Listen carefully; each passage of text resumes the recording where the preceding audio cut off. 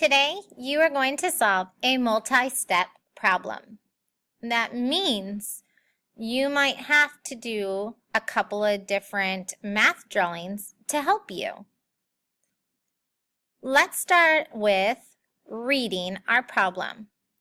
Rabbit ran 2 miles and stopped to eat a cookie. Then he ran 7 more. Tortoise walked 10 miles. Who won the race? So today's RDWW is all about comparing numbers.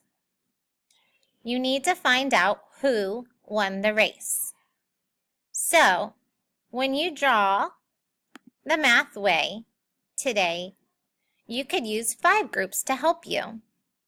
Since you have 2 different characters in your story, you might want to label your math drawing so you know how many miles rabbit ran and how many miles tortoise ran.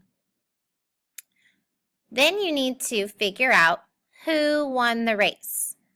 So after you draw to get an answer, if you did any adding or subtracting, then you would want to write a number sentence.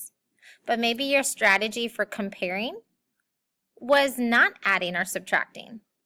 You would want to explain that in your video.